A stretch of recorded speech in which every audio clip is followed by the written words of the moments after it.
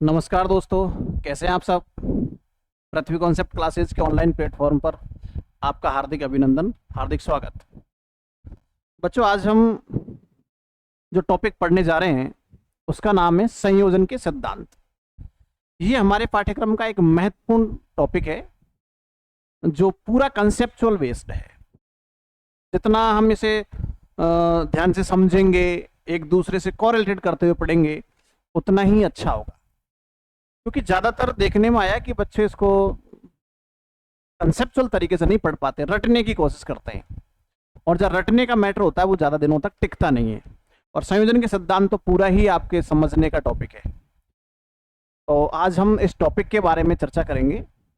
ये एक demo video भी आप समझ सकते हैं, क्योंकि बच्चे देखना चाहते हैं कि हमारी शैली किस प्रकार की है। अभी तक बच्चों के कई फोन कॉल्स आ रहे हैं, उसी आधार पर मैं एक डेमो वीडियो बना रहा हूं। इस टॉपिक को डिटेल में हम बाद में पढ़ेंगे, लाइव क्लास में पढ़ेंगे, ऑफलाइन क्लास में भी हम पढ़ेंगे। लेकिन फिलहाल मैं आपको एक समरी के तौर पर एक वीडियो में हम किस प्रकार से संयोजन के सिद्धांत को समेट सकते हैं, हम इसकी बात करते हैं। आइए।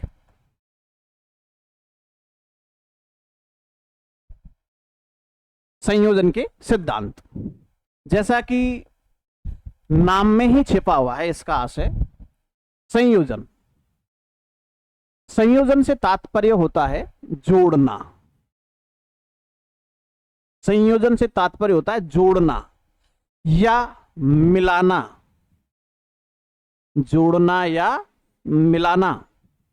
और सिद्धांत से तात्पर्य हम जानते ही हैं, नियम। सिद्धांत से तात्पर्य नियम। देखिए, तो संयोजन के सिद्धांत में हमें क्या तो जोड़ना है और जोड़ने के क्या क्या नियम हैं, हम उन्हीं को संयोजन के सिद्धांत के अंतर्गत पढ़ते हैं। देखिए, इसकी परिभाषा क्या बनेगी, इससे तात्पर्य क्या होगा। हम कह सकते हैं कि चित्रकार चित्र का निर्माण करते समय सभी तत्वों को इस प्रकार से जोड़ता है, चित्र के सभी तत्वों को इस प्रकार से मिलाता है कि वह जो संगति है वो नियमानुसार आकर्षक बन पड़े। नियमानुसार आकर्षक बन पड़े, ऐसे नियमों को हम संयोजन के सिद्धांत कहते हैं। या हम यूं कहें कि वे नियम जिनकी पालना करते हुए एक कलाकार चित्र की रचना करता है, वो संयोजन के सिद्धांत कहलाते हैं। वे नियम, ये मेरी ही परिभाषा आप यूं समझें, वे नियम जिनकी पालना करते हुए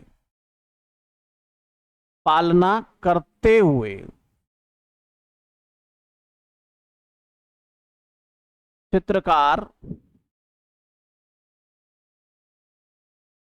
किसी भी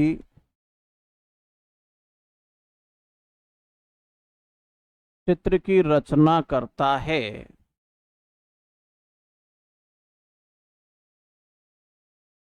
तो वे नियम संयोजन के सिद्धांत संयोजन के सिद्धांत कहलाते हैं। संयोजन के सिद्धांत कहलाते हैं। जैसा कि मैंने पहले ही कहा था, संयोजन से तात्पर्य जोड़ना, अर्थात दो या दो से अधिक कला तत्वों को जोड़ते समय या मिलाते समय जब चित्र की रचना की जाती है, तो जिन नियमों की हम पालना करते हैं वो संयोजन के सिद्धांत कहलाते हैं। इनमें हम कुछ सिद्धांतों को पढ़ेंगे, जिनमें प्रमुख सिद्धांत मैं यहां लिख रहा हूं। देखें,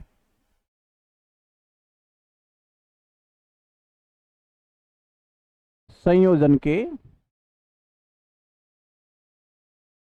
प्रमुख सिद्धांत जिनको जनरली हम पढ़ते हैं, उनमें नंबर 1,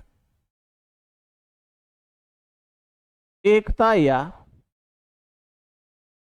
सहयोग। एकता या सहयोग। दूसरा सिद्धांत है सामंजस्य। सामंजस्य। तीसरा सिद्धांत है संतुलन, संतुलन। चौथा सिद्धांत है प्रभाविता, प्रभाविता। पांचवा सिद्धांत है अनुपात या प्रमाण, अनुपात या प्रमाण। और छठवां सिद्धांत है प्रवाह या लय। हम कुछ किताबों में परिप्रेक्ष्य को भी संयोजन के सिद्धांतों के अंतर्गत पढ़ते हैं और कुछ इसको एक अलग से ही वैज्ञानिक नियम के तौर पर इसको पढ़ाया जाता है। यह भी एक प्रमुख सिद्धांत है जो संयोजन के अंतर्गत ही आता है। परिप्रेक्ष्य, परिप्रेक्ष्य। तो देखिए यहां हम जब संयोजन के सिद्धांतों की गणना करते हैं तो कभी भी यह सवाल नहीं आया कि संयोजन के कुल सिद्धांत कितने हैं। जैसे एक सवाल बनता है कि चित्र के तत्व कितने हैं, तो चित्र के तत्व 6 है, सिंपल सा सवाल है। लेकिन इसका भी कोई क्रम नहीं है कि चित्र के तत्वों का सही क्रम क्या है, इस तरह का कोई सवाल नहीं है, क्योंकि चित्र के तत्वों का कोई क्रम नहीं है। हालांकि हम पढ़ते हैं कि चित्र का प्रथम आधारभूत तत्व रेखा को माना गया है, और नॉर्मली जब हम इनको पढ़ते हैं तो रेखा, रंग, रूप, तानपोत, अंतराल, हम इस क्रम में इसको लिखते हैं। और कहीं कहीं रेखा, रूप, रंग, तानपोत, अंतराल भी हम इसको पढ़ते हैं। तो हम देखते हैं कि चित्र के तत्वों का कोई क्रम नहीं है, लेकिन इनकी संख्या निश्चित है कि ये 6 है। इसी प्रकार से संयोजन के सिद्धांत जो है वो यहां पर हम जनरली 6 पढ़ते हैं। कहीं कहीं कुछ किताबों में 7वां जो सिद्धांत है वो परिप्रेक्ष्य के रूप में पढ़ाया जाता है। इसीलिए इनकी संख्या फिक्स नहीं आती कि संयोजन के सिद्धांतों की संख्या कितनी है। आपने ऐसा कोई सवाल नहीं देखा होगा, ना तो किसी बुक में है और ना ही कहीं इस तरह का कोई लिखा हुआ है कि संयोजन के कुल सिद्धांत इतने हैं। हाँ, मोटे तौर पर कहीं हम 6 पढ़ते हैं तो कहीं इनको हम 7 सिद्धांतों के तौर पर पढ़ते हैं। दूसरी बात, इनका कोई क्रम भी नहीं है कि पहले नंबर पर तो सहयोग या एकता ही आएगा, या जैसा मैंने लिखा है कि चौथे नंबर पर प्रभाविता आएगा। ऐसा नहीं है। प्रभाविता को हम तीसरे में भी पढ़ सकते हैं, तीसरे नंबर पर, और संतुलन को हम चौथे और 5वें पर भी पढ़ सकते हैं। तो इस तरह की फालतू की उलझनों में हम नहीं पढ़ें, क्योंकि जो चीज जिस प्रकार से पढ़ी जानी चाहिए हम उसको उसी प्रकार से पढ़ें। षडांग जो है आपके क्लियर है, लिखा हुआ है, नाम में ही छिपा हुआ है। षडांग, षट प्लस अंग अर्थात 6 अंग। तो चित्र के 6 अंग हम पढ़ते हैं, तो इनकी भी संख्या निश्चित है, 6 ही हम पढ़ते हैं। और इसका सवाल भी बनता है कि चित्र के कुल कितने अंग होते हैं, तो 6 अंग है। और चित्र के अंगों का सही क्रम भी है, क्योंकि हम षडांगों को एक श्लोक के माध्यम से पढ़ते हैं जिसकी व्याख्या पंडित यशोधर ने अपने ग्रंथ जयमंगला में की है। तो वहां जब हम जयमंगला का अध्ययन करते हैं, पंडित यशोधर की व्याख्या हम पढ़ते हैं, तो उस ग्रंथ में हम देखते हैं चित्र के 6 अंगों की विस्तार से व्याख्या की गई है, जो कि मनीषी वात्स्यायन के ग्रंथ कामसूत्र की टीका है। तो षडांगों का क्रम पूछा जाता है और षडांगों की संख्या भी फिक्स है, चित्र के तत्वों की संख्या फिक्स है। यहां संयोजन के सिद्धांतों की संख्या को लेकर के किसी प्रकार का कोई सवाल नहीं बनता, और ना ही इनके क्रम का सवाल बनता है। सवाल बनता है कि कौन सा नियम क्या कहता है और कौन सा नियम क्या कार्य करता है, और उस नियम को स्थापित करने की या चित्र में दर्शाने की विधियां कौन कौन सी है। एक कलाकार क्या करें, किन किन तत्वों को किस प्रकार से प्रयोग में ले कि वह उस सिद्धांत को स्थापित कर सके। देखिए, यूं तो एक परंपरागत तरीके से देखा जाए तो एक कलाकार जब चित्र की रचना करता है तो इन नियमों की पालना करता है। लेकिन वर्तमान में यह देखने को मिल रहा है, या फिर हम समसामयिक कला में देखें तो कलाकार स्वतंत्र है, उसके कार्य में मौलिकता देखने को मिलती है। वह अपने अनुभव से और अपने विचारों से कला को इन नियमों से हटकर भी अपने तरीके से चित्र की रचना करता है। तो ये कंटेम्प्रेरी आर्ट यानी समसामयिक कला की विशेषता भी है। चलिए, वैसे एक विद्यार्थी को इन नियमों की पालना करनी चाहिए। अगर इन नियमों की पालना करता है तो वो एक बहुत अच्छे चित्र की रचना कर पाएगा। हम एक एक नियम की बात करते हैं। सबसे पहला जो मैंने यहां लिखा है सबसे ऊपर, वो है एकता का सिद्धांत। एकता या सहयोग। एकता या सहयोग, देखिए जो भी टाइटल लिखा हुआ होता है आप उस टाइटल को ढंग से पढ़ें, उसमें ही उसका अर्थ निहित होता है। जैसे लिखा हुआ है एकता या सहयोग, अर्थात संपूर्ण चित्र एक नजर आए, चित्र को बिखराव से बचाने वाला जो सिद्धांत है वो एकता का सिद्धांत है। सिंपल सा सवाल भी बनता है कि चित्र को बिखराव से कौन सा सिद्धांत बचाता है, तो एकता का सिद्धांत बचाता है या सहयोग का सिद्धांत बचाता है। कैसे बचाता है?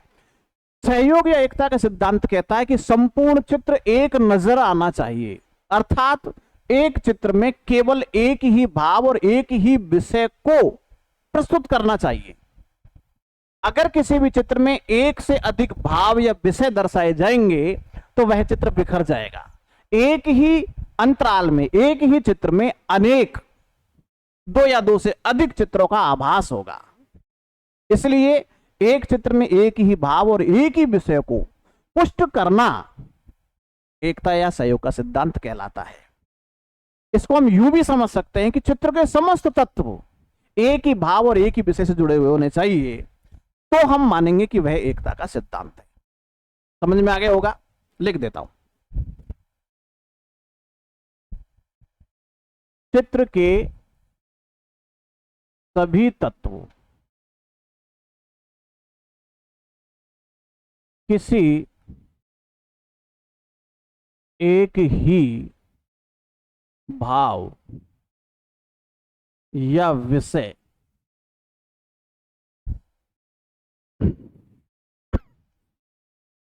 से जुड़े हुए होने चाहिए, अर्थात सभी तत्व एक ही भाव या विषय को पुष्ट, पुष्ट यानी बल प्रदान करना, उसको बढ़ाना, एक ही विषय या भाव को पुष्ट करते हुए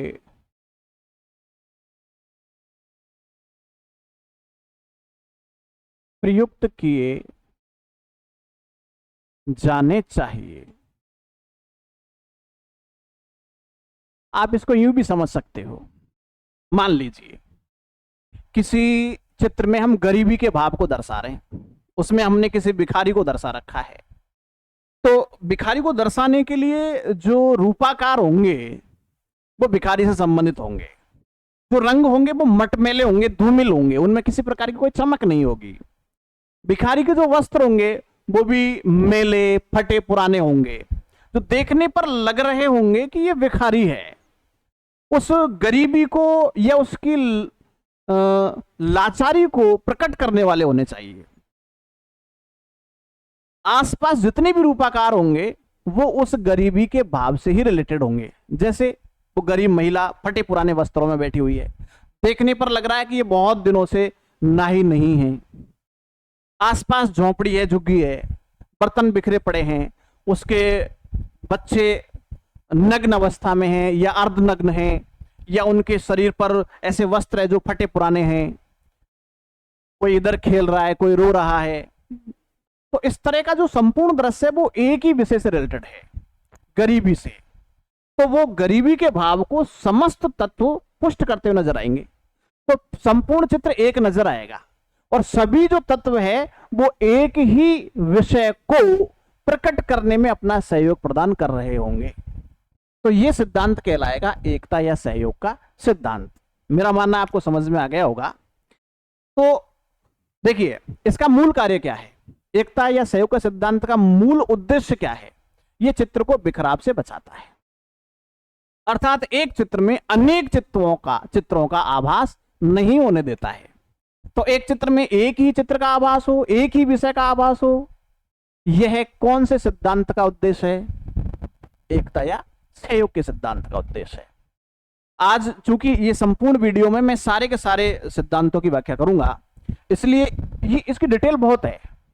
इसकी डिटेल को हम लाइव क्लास में करेंगे या ऑफलाइन क्लास में करेंगे, ऑफलाइन या लाइव दोनों में ही मैं करूंगा, तो वहां हम डिटेल में इसको पढ़ेंगे। चलिए, दूसरा जो सिद्धांत है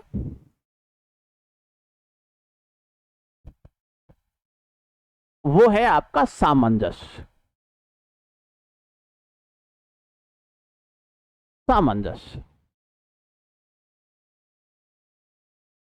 सामंजस्य जैसा मैंने कहा कि जो टाइटल होता है उसको अगर ध्यान से पढ़ा जाए तो उसमें बहुत कुछ निहित होता है, बहुत सारा अर्थ तो वो खुद ही कह रहा होता है।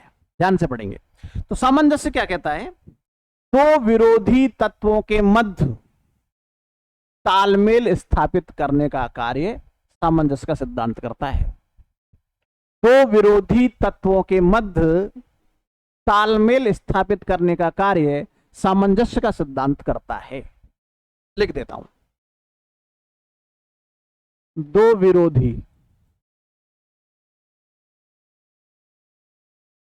तत्वों के मध्य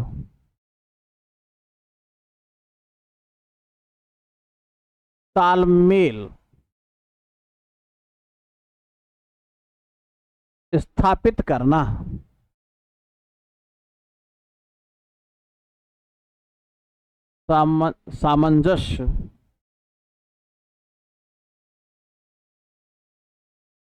का सिद्धांत कहलाता है।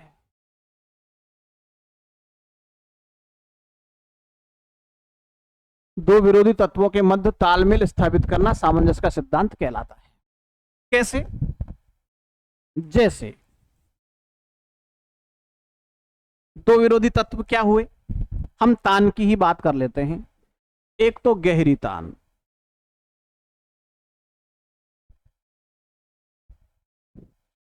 और दूसरी है हल्की तान।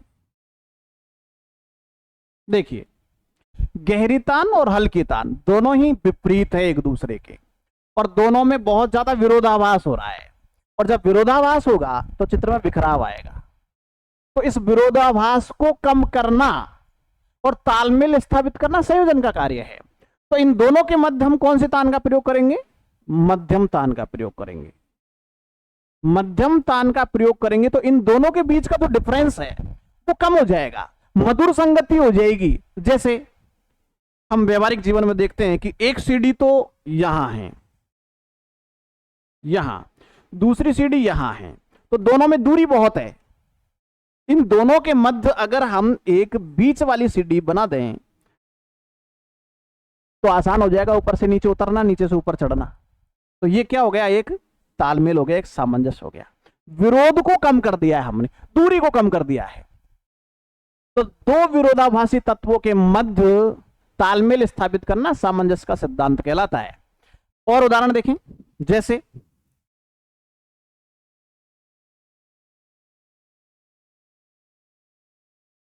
गहरा लाल रंग एक हो गया, हल्का लाल रंग। इनके मध्य अगर हम सामान्य लाल रंग इस्तेमाल करेंगे, सामान्य लाल रंग, तो सामंजस्य स्थापित हो जाएगा। एक उदाहरण ये, एक उदाहरण ये।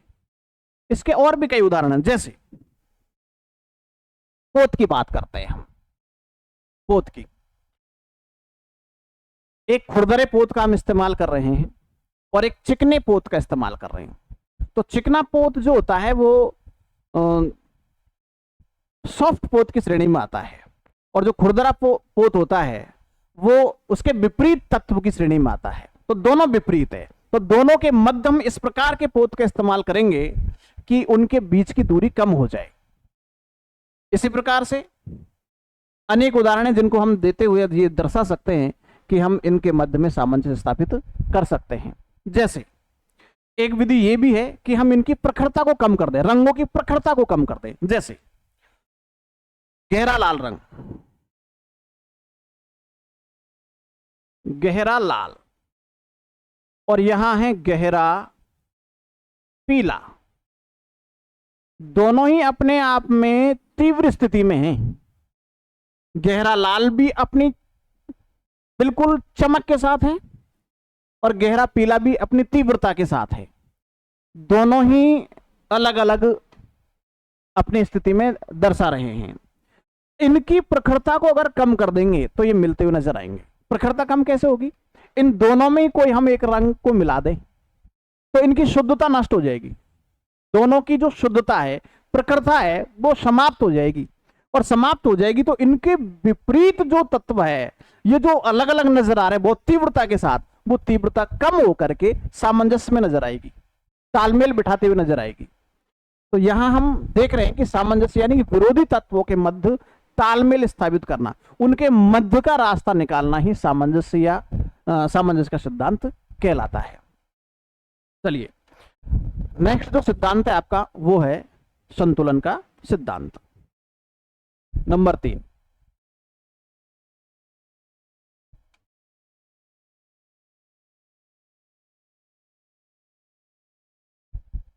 संतुलन का सिद्धांत। देखिए, घबराने की आवश्यकता नहीं है। जब हम एक एक सिद्धांत की व्याख्या करेंगे तो विस्तार से पढ़ेंगे, क्योंकि एक एक सिद्धांत इतना है कि हम अगर इनका अध्ययन करेंगे प्रॉपर तो 2-2 वीडियो बनेंगी, कम से कम 2-2 घंटे का एक सिद्धांत चलेगा। तो इतने से कम समय में सारे सिद्धांतों को पढ़ाया नहीं जा सकता। मैं एक सामान्य तौर से इन सबका परिचय आपके सामने रख रहा हूं ताकि आपका बेस क्लियर हो जाए। बेस जैसे क्लियर होगा तो डिटेल में जब पढ़ेंगे तो आपके अच्छे से समझ में आ जाएगा। देखिए, संतुलन का सिद्धांत। संतुलन का सिद्धांत क्या कहता है? आपने एक तुला देखी होगी, तराजू जिसको हम कहते हैं, तराजू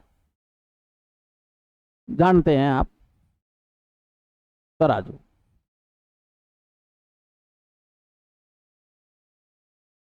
इसका जो आलंब होता है वो केंद्र में होता है, जहां से दोनों जो सिरे हैं वो बराबर दूरी पे होते हैं और दोनों जो पलड़े हैं वो बराबर दूरी पर लटक रहे होते हैं। यहां से इसका भार निर्धारित किया जाता है कि किधर ज्यादा है किधर कम है। ये इसका केंद्र बिंदु है, यानी कि ये आलंब कहलाता है। आलंब,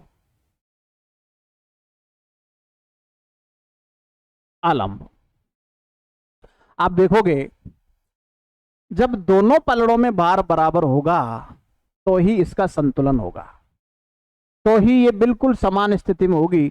अगर भार कम ज्यादा हुआ तो इसका क्या नाम से ये संतुलन बिगड़ जाएगा। जैसे मान लो भार इधर ज्यादा है, इधर 5 किलो है और इधर 3 किलो है, तो इधर का पलड़ा है वो नीचे हो जाएगा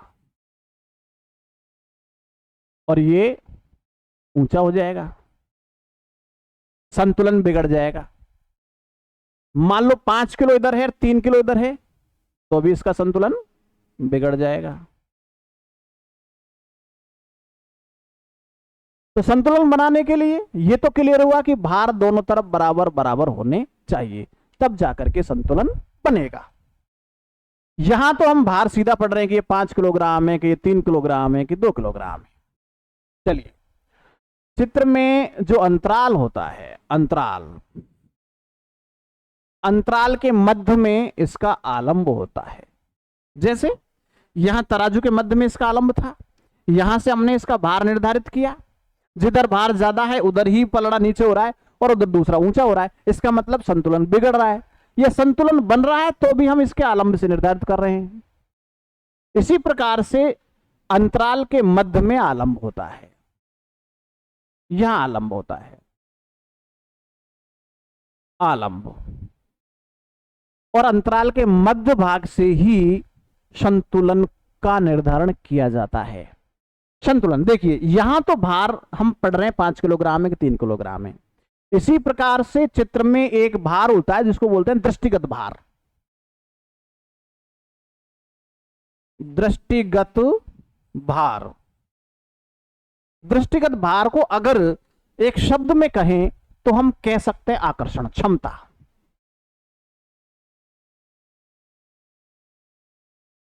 आकर्षण या आकर्षण क्षमता। देखिए, किसी भी चित्र का जो भार होता है वो उसकी आकर्षण क्षमता से निर्धारण होता है। जैसे कोई दर्शक किसी चित्र को कितनी देर तक देख रहा है और चित्र के किस भाग में देख रहा है।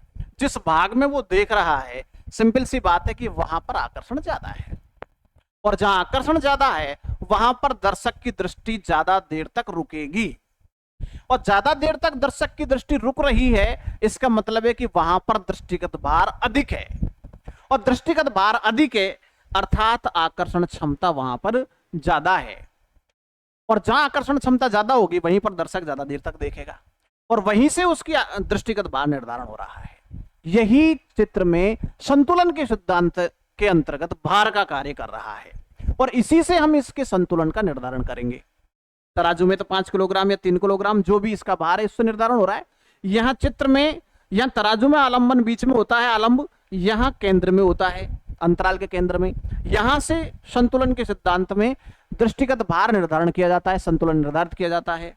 दृष्टिगत भार यानी कि आकर्षण क्षमता, अर्थात किसी भी चित्र में जिस भाग में कलाकार की दृष्टि ज्यादा देर तक रुक रही है वहां पर दृष्टिगत भार ज्यादा है, अर्थात वहां आकर्षण क्षमता ज्यादा है, अर्थात वहां आकर्षण ज्यादा है। तो ज्यादा आकर्षण है, इसका मतलब दृष्टिगत भार ज्यादा है।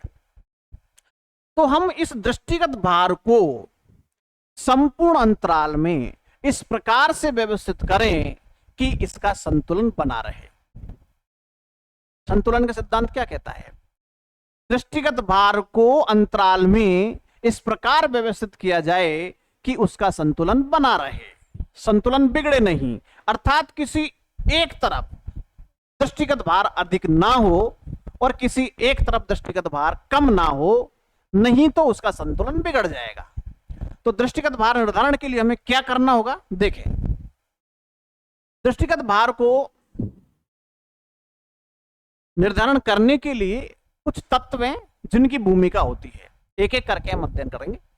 जिनमें हम बात करते हैं रेखा का भार, रेखा का भार। नंबर 2 रूप का भार। नंबर 3 रंग का भार।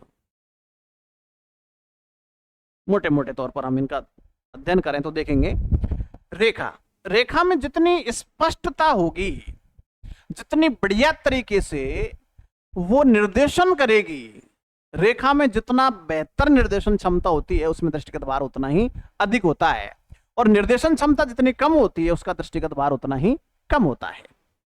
रूप, रूप जितना बड़ा होगा, रूपाकार, रूप हम आकृति को कहते हैं, और आकार शब्द जोड़ देते हैं तो हम उसकी साइज पे चले जाते हैं कि वो छोटा कितना है और बड़ा कितना है। और रूप की बात करते हैं तो उसकी आकृति की बात करते हैं, उसकी शेप की बात करते हैं, उसकी बनावट की बात करते हैं।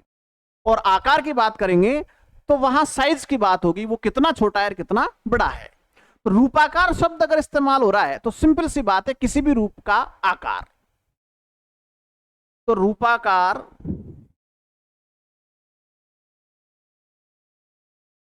बड़ा होगा तो भार क्या होगा? अधिक होगा।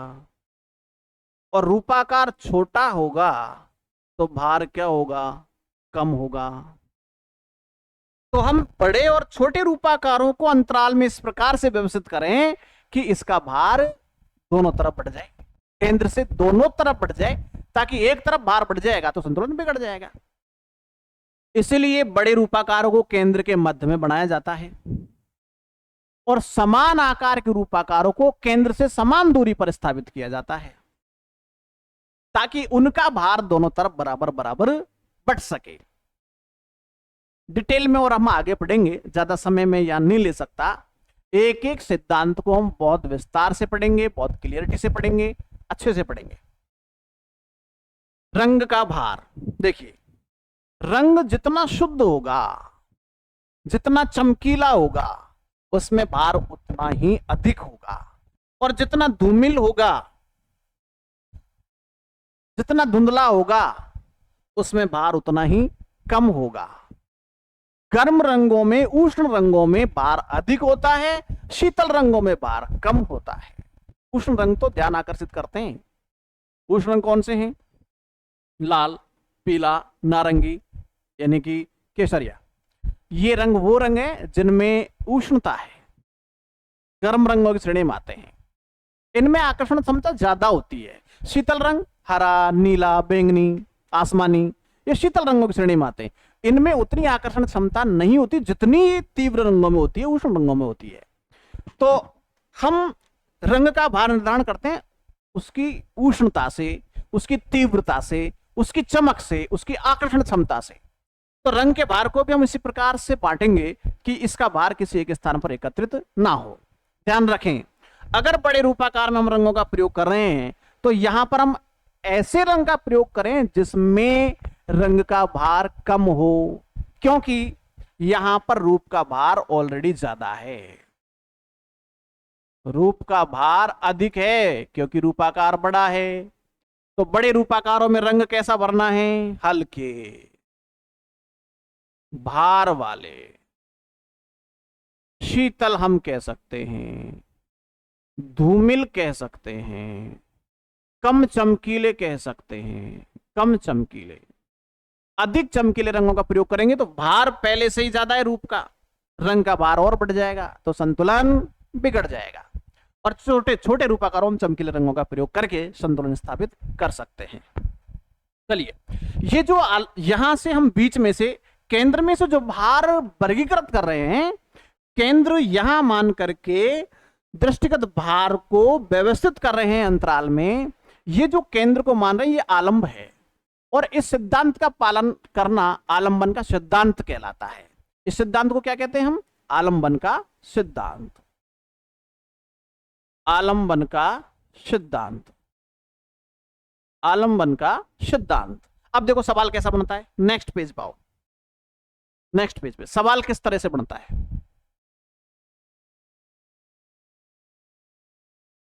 निम्न में से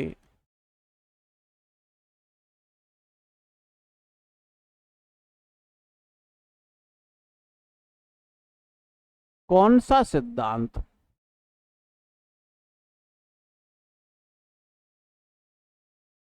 आलंबन के सिद्धांत से संबंधित है? निम्न में से कौन सा सिद्धांत आलंबन के सिद्धांत से संबंधित है? ऑप्शन ए प्रभाविता, ऑप्शन बी प्रमाण, ऑप्शन सी संतुलन, ऑप्शन डी सामंजस्य।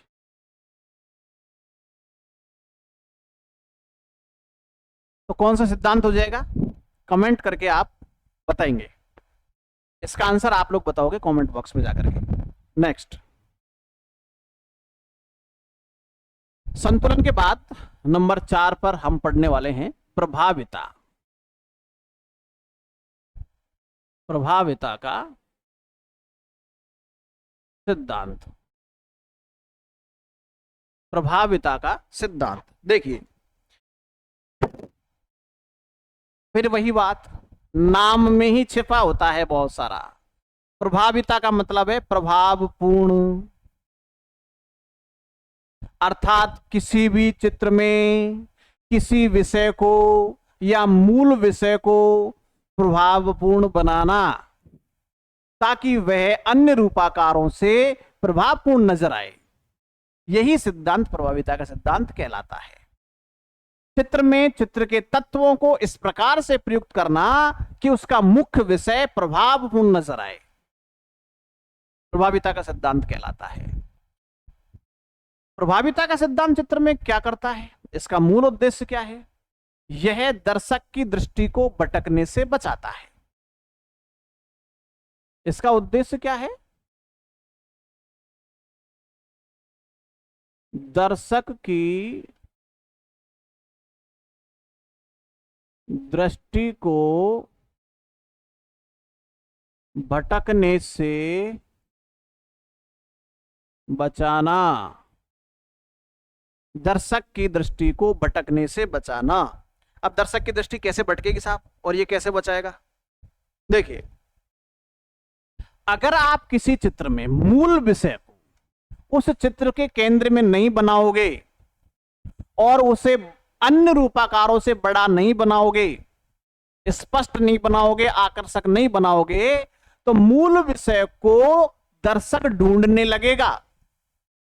उसे ढूंढना पड़ेगा कि इसमें मूल विषय कौन सा है। जैसे आप लोग देखते हो जो मूवीज आती है, इसमें जो कोई गाना वगैरह आता है, तो जहां हीरोइन होती है या हीरो होता है, हीरो के पीछे बहुत सारे बैकग्राउंड में डांसर्स होते हैं जो डांस कर रहे होते हैं। डांसर जो होते हैं उनकी वेशभूषा सबकी एक जैसी होती है, जबकि हीरो की वेशभूषा उनसे अलग होती है। क्यों होती है? ताकि दर्शक देखते समय आसानी से यह समझ पाए कि इसमें हीरो ये है, हीरोइन ये है। अगर सबको एक ही जैसी ड्रेस में बना दिया जाएगा तो ढूंढना पड़ेगा कि इसमें हीरो कौन है, हीरोइन कौन है। चित्र में भी यही होता है।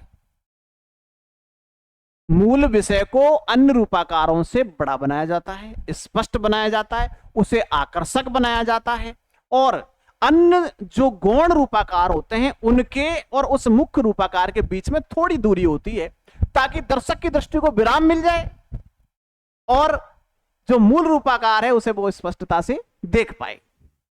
एक और उदाहरण, युद्ध के दृश्य में अगर मुख्य योद्धा को, जैसे हम बात करें महारानी लक्ष्मीबाई की बात कर लेते हैं। महारानी लक्ष्मीबाई युद्ध में लड़ रही है और हम देख रहे हैं कि बहुत सारे सैनिक मरे हुए पड़े हुए हैं, बहुत सारे लड़ रहे हैं, किसी की तलवार नीचे पड़ी हुई है, ढाल नीचे पड़ी हुई है, लड़ रहे हैं, घोड़े हैं, हाथी है, और हमें देखना पड़ रहा है कि इसमें मुख्य योद्धा कौन है। महारानी लक्ष्मीबाई को पूरे चित्र में कहीं किसी कोने में बना दिया जाए तो हमें ढूंढना पड़ेगा, और बहुत देर बाद में भटकते भटकते हमें पता लगेगा कि अच्छा महारानी लक्ष्मीबाई बनाई है।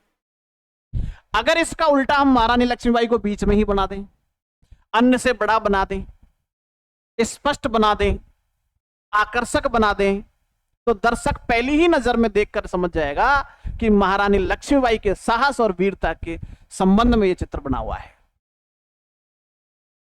तो प्रभाविता का सिद्धांत यही कार्य करता है।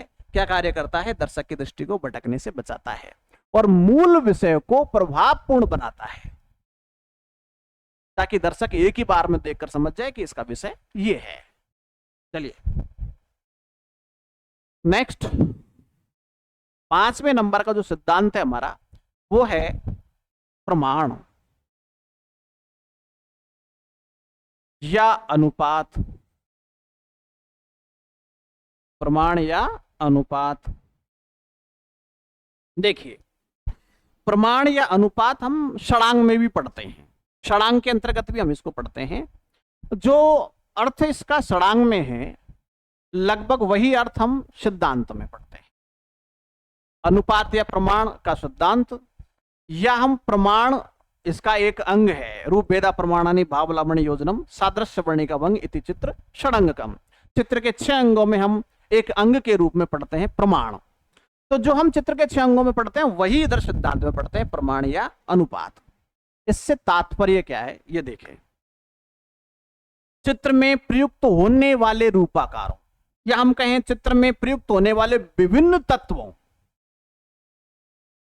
की लंबाई, चौड़ाई, गहराई आदि का आपस में संबंध प्रमाण या अनुपात का सिद्धांत कहलाता है।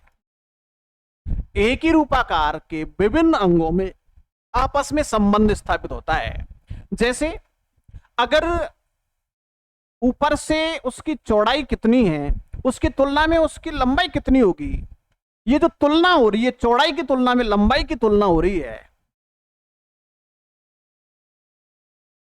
लंबाई, चौड़ाई, गहराई। इसका सिंपल सा सवाल यूं भी आता है, किसी भी चित्र में लंबाई, चौड़ाई और गहराई के मध्य का संबंध कौन से सिद्धांत के अंतर्गत दर्शाया जाता है? तो वो है प्रमाण या अनुपात के सिद्धांत के अंतर्गत। देखिए, चित्र में विविध रूपाकारों या विविध तत्वों के मध्य लंबाई, चौड़ाई और गहराई का आपस में जो संबंध होता है वो प्रमाण कहलाता है या अनुपात कहलाता है। किसी भी चित्र में अनुपात या प्रमाण महत्वपूर्ण सिद्धांत होता है या महत्वपूर्ण अंग होता है। प्रमाण विहीन चित्र निरर्थक या व्यर्थ कहलाता है, वो किसी भी प्रकार का नहीं होता। देखिए एक और उदाहरण, आप इसको यूं समझ सकते हैं, माना कि आपने एक टेबल बनाई, इस टेबल की जो चौड़ाई है उसकी तुलना में उसके अगर हम पाए जो बना रहे हैं इतने लंबे बना देंगे तो एक खाट जैसी लगेगी। इसकी तुलना में अगर हमें इसके पाए इतने लंबे बना दिए तो फिर ये टेबल जैसी लगेगी।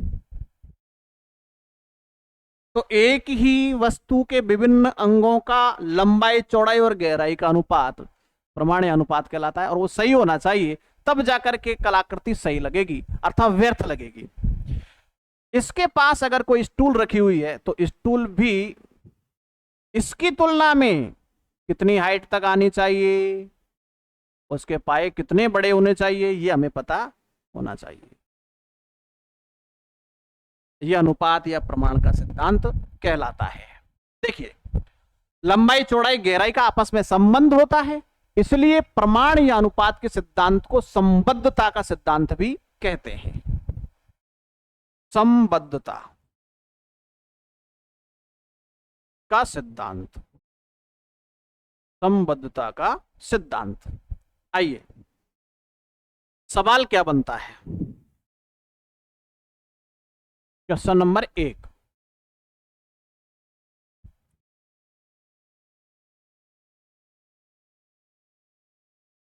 संबद्धता के सिद्धांत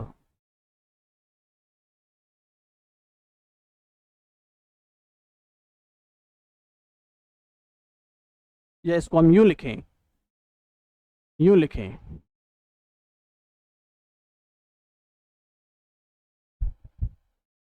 संयोजन के कौन से सिद्धांत को, संयोजन के कौन से सिद्धांत को संबद्धता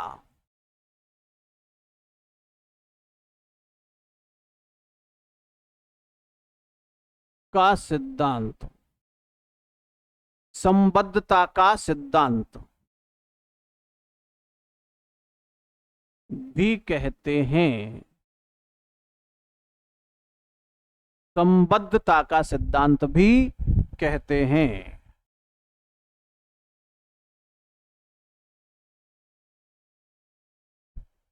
लो स्पष्ट दिख रहा होगा, संयोजन के कौन से सिद्धांत को संबद्धता का सिद्धांत भी कहते हैं। ऑप्शन ए,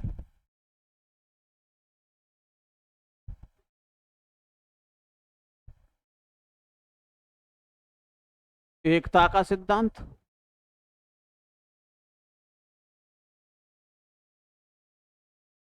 बे प्रमाण का सिद्धांत,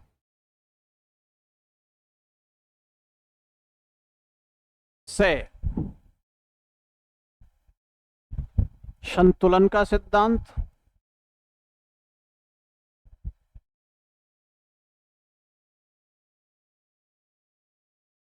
दे सामंजस्य का सिद्धांत।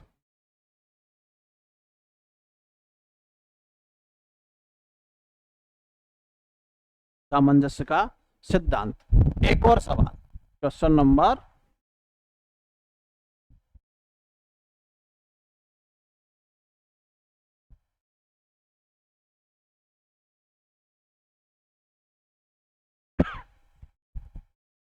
2,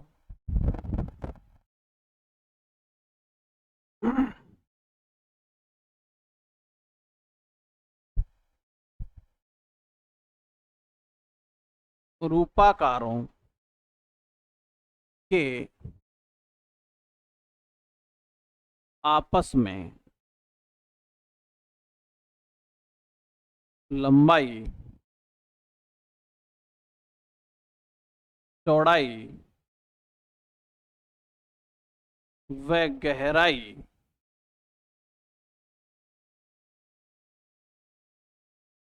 गहराई के मध्य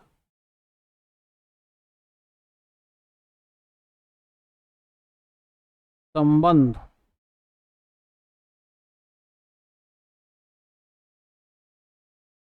कौन से सिद्धांत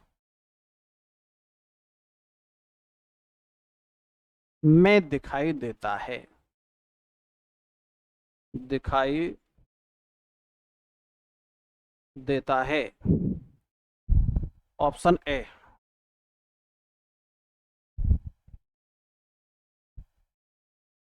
प्रमाण के सिद्धांत में। प्रमाण के सिद्धांत में व संयोजन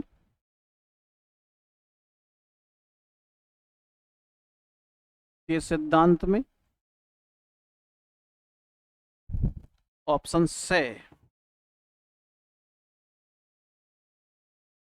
एकता के सिद्धांत में। ऑप्शन दे प्रवाह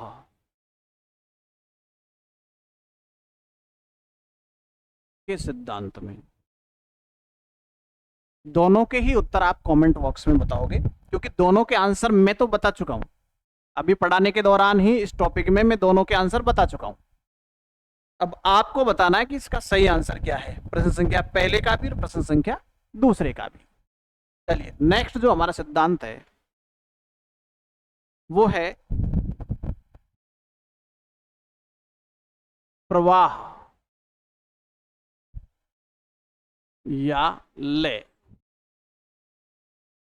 प्रवाह या लय। प्रवाह या लय का जो सिद्धांत है वो चित्र में एक रिदम को दर्शाता है, एक लय को दर्शाता है। ये कहता है कि चित्र में एक गति नजर आती है। रूपाकार इस तरीके से बने हुए होते हैं कि उसमें एक गति नजर आती है, वो एक दिशा की ओर नजर आते हैं। दर्शक जब किसी चित्र को देखता है तो उसकी दृष्टि एक ही बार में समस्त चित्र का रसास्वादन कर ले। यही प्रवाह के सिद्धांत का मूल उद्देश्य है। अर्थात दर्शक की दृष्टि चित्र को देखते समय किसी एक स्थान पर उलझे नहीं, बिना उलझे बिना रुके एक ही दृष्टि में संपूर्ण चित्र का वो रसास्वादन कर ले, तो वह प्रवाह या लय का सिद्धांत कहलाता है। ये कब होता है, इसको हम कैसे कह पाएंगे कि इसमें प्रवाह है? देखिए चित्र में जब अवरोधक रेखा ज्यादा होती है, अवरोधक रेखाएं कौन सी रेखाएं होंगी? जो कोणीय रेखा होंगी, टेढ़ी मेढ़ी रेखाएं होंगी, वो चित्र में विभिन्न कोण बनाएगी और अस्पष्टता और उलझन उत्पन्न करेगी। अस्पष्टता, उलझन, संघर्ष, तनाव, बेचैनी आदि का भाव प्रकट करने वाली रेखाएं दर्शक की दृष्टि को उलझाती है, और जहां ये उलझन होती है वहीं पर उसका प्रवाह रुक जाता है। तो प्रवाह उत्पन्न करने के लयात्मक रेखाओं का प्रयोग ज्यादा होता है, लहरदार रेखाओं का प्रयोग ज्यादा, लयात्मक या प्रवाही रेखाओं का प्रयोग ज्यादा होता है, अवरोधक रेखाओं का प्रयोग कम होता है। इसलिए हम कहते हैं कि अवरोधक और प्रवाही रेखाओं के मध्य संधि रेखाओं का प्रयोग होना चाहिए। इससे क्या होगा कि दोनों के मध्य का जो अवरोध है वो दूर होकर के चित्र में एक गति उत्पन्न हो जाती है। तो प्रवाह से हम क्या समझे? प्रवाह से तात्पर्य हम कह सकते हैं कि चित्र में विविध रूपाकारों को इस प्रकार से व्यवस्थित करना, इस प्रकार से बनाना कि चित्र में एक प्रवाह उत्पन्न हो जाए। दर्शक की दृष्टि किसी स्थान पर उलझे नहीं, वह निर्बाध रूप से, निरंतर रूप से, अविराम एक ही दृष्टि में संपूर्ण चित्र का रसास्वादन कर ले, तो वह प्रवाह या लय का सिद्धांत कहलाता है। जैसे नदी का प्रवाह होता है, नदी का जल निरंतरता के साथ, अबाध रूप से, बिना रुके, एक निरंतरता के साथ बहता रहता है। ठीक वैसे ही दृष्टि भी इसी तरीके से संपूर्ण चित्र में बहती हुई नजर आए, एक ही दृष्टि में वो चित्र को निहार लें, देख लें, तो प्रवाह का सिद्धांत कहलाता है। ये छठवां सिद्धांत है। सातवें नंबर पर हम पढ़ने वाले हैं परिप्रेक्ष्य।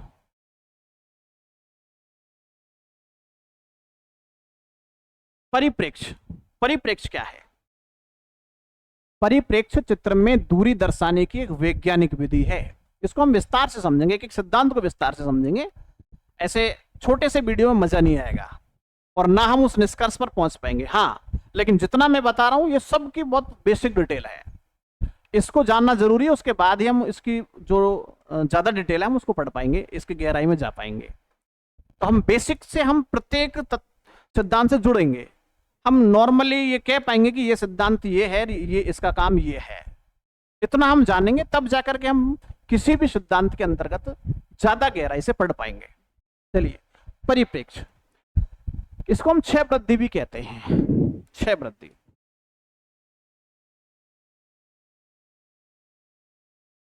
क्षय वृद्धि, क्षय का मतलब घटना और वृद्धि का मतलब बढ़ना। चित्र में परिप्रेक्ष्य दूरी दर्शाने की एक वैज्ञानिक विधि है। इसका दूसरा नाम क्षय वृद्धि भी है। क्षय का मतलब घटना, वृद्धि का मतलब बढ़ना। अर्थात अंतराल में एक क्षैतिज रेखा होती है, क्षैतिज रेखा, वह रेखा काल्पनिक होती है। कलाकार उसे अपनी सुविधा अनुसार, विषय वस्तु के अनुसार ऊपर भी बना सकता है तो बहुत अधिक नीचे भी बना सकता है, तो सामान्य रूप से उसे वो केंद्र में होकर के गुजार सकता है। क्षितिज, सामान्यतः क्षितिज रेखा और उसके नीचे बने हुए रूपाकार होते हैं। क्षितिज रेखा और उसके नीचे बने हुए रूपाकार होते हैं, वो पास वाले रूपाकार होते हैं। पास, और पास वाले जो रूपाकार होते हैं वो बड़े होते हैं। तो वृद्धि किन में होगी? जो पास होंगे उनका आकार बढ़ जाएगा, और जो क्षैतिज रेखा के ऊपर स्थापित होते हैं, उससे दूर स्थापित होते हैं, वो दूरी दर्शाते हैं। और दूरी पर स्थित रूपाकार छोटे होते हैं। कैसे होते हैं भाई? छोटे होते हैं। अर्थात पास वाले रूपाकार बड़े, दूर रूपाकार छोटे। किसी भी अंतराल में रूपाकारों को जब व्यवस्थित करते हैं तो दूरी दर्शाने के लिए दूर वाले रूपाकारों को छोटा बनाया जाता है, क्षैतिज रेखा से ऊपर बनाया जाता है, दूर बनाया जाता है। और क्षैतिज रेखा और उसके नजदीक और उससे नीचे बढ़ने वाले रूपाकार बड़े होते हैं, पास होते हैं, नजदीक वाले होते हैं। इसीलिए आप देखोगे कि हवाई जहाज जब नीचे खड़ा होता है एयरपोर्ट पर तो वह अपने विशाल रूप में नजर आता है, और जब वही हवाई जहाज ऊपर आकाश में, आसमान में उड़ता हुआ नजर आता है, बहुत दूर होता है, तो उसका आकार छोटा हो जाता है। तो दूर वाले रूपाकार छोटे होते नजर आते हैं और पास वाले रूपाकार बड़े नजर आते हैं। इसी को हम कहते हैं क्षय वृद्धि। क्षय का मतलब घट जाते हैं दूरी पर जाकर के और पास आकर के बढ़ जाते हैं। तो चित्र में दूरी दर्शाने की एक विधि है, उसका नाम है परिप्रेक्ष्य। इसका दूसरा नाम क्षय वृद्धि भी है। पास वाले रूपाकार बड़े और दूर वाले छोटे बनाए जाते हैं। यहां हम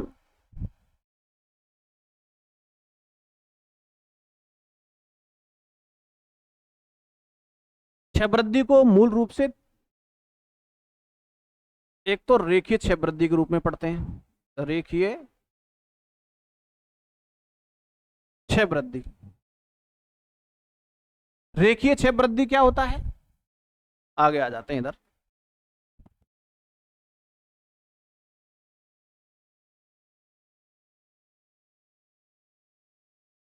रेखीय क्षय वृद्धि, रेखीय क्षय वृद्धि क्या होता है? दो समानांतर रेखाएं दूरी पर जाती हुई नजर आती है तो वो एक दूसरे से मिलती हुई नजर आती है। दो समानांतर रेखा दूरी पर मिलती हुई नजर आती है तो वो रेखीय क्षय वृद्धि कहलाती है। जैसे रेल की दो पटरियां दूरी पर मिलती हुई नजर आती है। सड़क हम देखते हैं, जब हम खड़े होते हैं वहां तो पूरी चौड़ी नजर आती है, और जैसे जैसे वो दूरी पर देखते हैं तो मिलती हुई नजर आती है, तो ये रेखीय क्षय वृद्धि कहलाती है। रेल की पटरियों की बात करें तो देखें,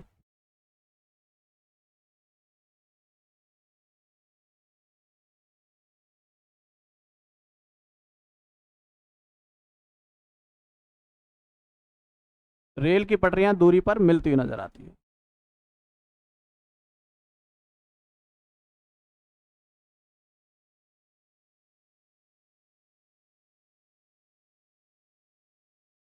दो रेल की पटरियां दूरी पर जाती हुई दिखती हैं तो एक कोने पे मिलती हुई नजर आती है। वास्तव में वो मिलती नहीं है, लेकिन दूरी के कारण वो मिलती हुई नजर आती है। ये रेखीय क्षय वृद्धि कहलाती है। दूसरी है वातावरणीय क्षय वृद्धि। वातावरणीय क्षय वृद्धि। रेखीय क्षय वृद्धि में तो रेखा का योगदान होता है। वातावरणीय क्षय वृद्धि में रंग, रंग पास वाले रूपाकारों में स्पष्ट नजर आते हैं रंग, दूर वाले रूपाकारों में रंग धुंधले हो जाते हैं। इसीलिए तो पास वाले जो रूपाकार होते हैं दैनिक जीवन में भी हम देखते हैं, जो हमारे नजदीक है हम उसका रंग स्पष्ट रूप से पहचान पाते हैं, और दूरी पर होता है तो रंग धुंधला हो जाता है, अस्पष्ट हो जाता है। तो वातावरणीय क्षय वृद्धि में दूरी पर स्थित वस्तुओं का रंग धुंधला और कम चमकीला होता है, जबकि पास वाले रूपाकारों के रंग स्पष्ट होते हैं, चमकीले होते हैं। तो ये वातावरणीय क्षय वृद्धि के अंतर्गत आता है। और तीसरी क्षय वृद्धि इसमें नंददिक क्षय वृद्धि। नंददिक क्षय वृद्धि, नंददिक क्षय वृद्धि में रूपाकारों का योगदान होता है। रूपाकार, पास वाले रूपाकार बड़े जबकि दूर वाले रूपाकार छोटे बनाने चाहिए। तो पास वाले रूपाकारों को बड़ा बनाकर और दूर वाले रूपाकारों को छोटा बनाकर के दूरी दर्शाई जाती है। यह नंददिक क्षय वृद्धि कहलाती है। स्पष्ट रूप से हम यूं भी देख सकते हैं कि रेखा द्वारा दूरी दर्शाई जाती है तो रेखीय क्षय वृद्धि में होता है, रंग द्वारा दूरी दर्शाई जाती है तो वातावरणीय क्षय वृद्धि में आता है, और रूपाकारों द्वारा दूरी दर्शाई जाती है तो वो नंददिक क्षय वृद्धि के अंतर्गत आता है। देखिए दोस्तों, अभी जब हम क्षय वृद्धि पढ़ेंगे और डिटेल में पढ़ेंगे तो इसमें हम विभिन्न कोणों के बारे में पढ़ेंगे, विभिन्न बिंदुओं के बारे में पढ़ेंगे। अंतराल में जब हम किसी भी चित्र को बनाते हैं, रूपाकारों को व्यवस्थित करते हैं, तो छिद्र रेखा, दृष्टिपथ, दृष्टि बिंदु, स्थिर बिंदु, अदृष्ट बिंदु आदि भी बनते हैं। हम उनकी चर्चा तब करेंगे जब हम विस्तार से इसका अध्ययन करेंगे, एक एक सिद्धांत का अध्ययन करेंगे, तो बहुत डिटेल में हम इनको पढ़ने वाले हैं। ये एक बेसिक जानकारी आप कह सकते हो संयोजन के सिद्धांत से संबंधित। आप इसे बहुत ध्यान से पढ़ें, ध्यान से समझें, मेरा मानना है आपको समझ में आएगा। और जब कभी भी हम इसको डिटेल में पढ़ेंगे तो आप जैसे जैसे पढ़ते जाओगे आपके समझ में आता जाएगा। तो बेसिक हमारा क्लियर होना चाहिए, जब तक बेसिक नहीं होगा तब तक हम डिटेल में नहीं जा सकते। तब तक के लिए जब भी हम पढ़ेंगे, नेक्स्ट हमारा वीडियो होगा, जल्दी ही होगा। सेटअप लगभग वो कंप्लीट है। मैं चाहता हूं कि एक एक्सपर्ट मुझे चाहिए, हालांकि मेरे पास है, लेकिन अभी उससे इतना काम हो नहीं पा रहा है, या हम कहें कि उसको टाइम नहीं मिल पा रहा है। इसलिए मैं चाहता हूं कि एक एक्सपर्ट मिल जाए तो ज़्यादा बढ़िया रहेगा। आज के इस वीडियो में इतना ही। तब तक के लिए जय हिंद, जय भारत।